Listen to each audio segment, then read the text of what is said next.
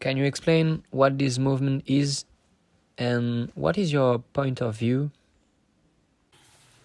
I'd say the fashion revolution for me is a movement towards conscious fashion.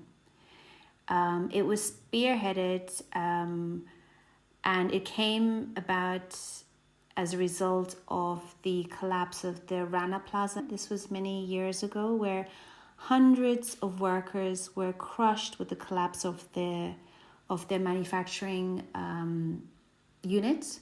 And so this initiative came together to raise awareness and to put a stop to this, and to put the ownership back on the retailers, to slow down the pace and have a conscious in how they produce their clothing, and sort of unrealistic timings given by the Western design companies, with workers expected to accept below the minimum wage in order to supply demand by mass market retailers in response to the latest trends. So for me, cheap, beautiful clothing comes at a price. And someone down the line has had to suffer. And for me, this is just where the essence of beauty is lost. Because wearing a certain garment that may look beautiful cannot lift me up or cannot lift up my spirit when I know that someone has suffered or someone has been working ridiculous amount of hours on below the minimal wage to produce this for me. And so I do believe it is a great initiative, as it highlights the importance of understanding where and how your clothes were made before purchasing. And if customers can be educated through this Fashion Revolution initiative, the idea is that we will start to push back on fast fashion and literally question our sort of decisions before we purchase garments.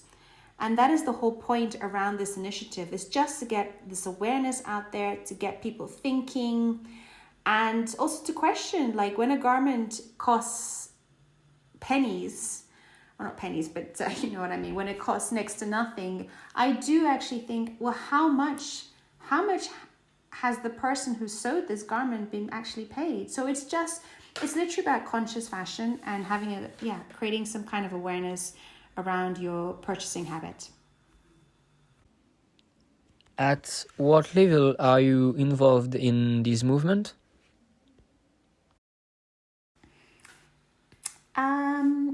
I guess we have the advantage of being a small niche business. And so we have complete oversight of who and how our garments are made. And so it is so much easier to say that we have a transparent supply chain, because we literally know everyone that we work with, because we have direct contact with them, we email, we message them directly. So there is a complete transparency into the workers that we work with, and so we know exactly what's going on. And I also choose to work with studios and print factories that align themselves with our ethos, and also very important, understand the how important it is to create as little wastage as possible, and encourage a good work environment which is founded on respect. I'd say that would be it. Who made your clothes? So we've chosen to work with and support women businesses, and our production is entirely made in London in a studio owned by two ladies who have been in the fashion industry for years. We also have a small backup studio in Greece run by a lady in her studio at home. Obviously now with the whole Brexit, we're probably tapping less into that studio, but we'll try obviously still to work with her, because she does rely on our business as well. Predominantly it is all made in the UK. And the team of professional designers and seamstresses we work with are very meticulous, and the process in the process of sewing our garments and take great pride in finishing and hand finishing all our garments. Also, the printers we use have an OECO Tech Standard 100 certificate to ensure our textiles do not have any harmful chemicals in them. Yeah. Why we need a fashion revolution for you?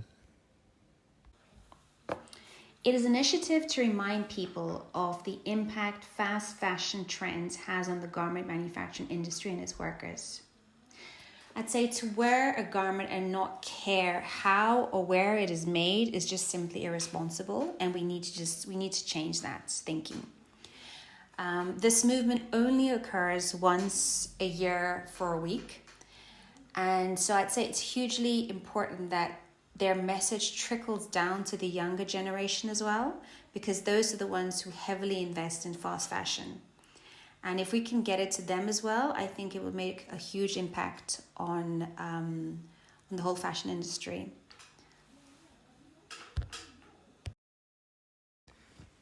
How do you post and promote fashion on Instagram?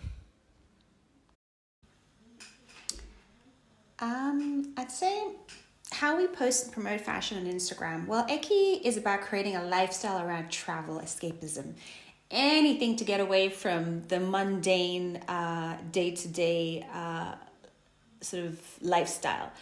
And so we tell a story, we tell this story continuously throughout the year with the idea in mind that upon every travel, Eki is the go-to designer to stock up on lovely printed silk clothing that are light, easy to fold, to put into your luggage and carry and jet set somewhere. There is a lot of outdoor imagery as well as beautiful backdrops with real women wearing their favorite pieces. So we really try to focus on real women, so you can relate to them. So it's not, yes, obviously during our fashion shows, it's all about the models and the fashion catwalk. But in between that, we really try to inject this whole personality or this persona of a real woman and what she does when she goes on holiday, from the minute she's thinking about it, daydreaming and packing, and she's off to some exotic location, drinking some fantastic cocktails, etc. So yeah, that is the lifestyle, and that's how we use Instagram to post and promote our pieces. Do you think today's influencers are best suited to defend this cause? Do you think they are doing it well? The whole idea of influencers, it depends. I'm not normally a huge fan of influencers, but that's basically because I see the majority of influencers are being paid by companies to make us think that we need to change our lifestyles to incorporate their new products that they're pushing to us, that they have got for free, that they push to us to make us think that we need to invest in them.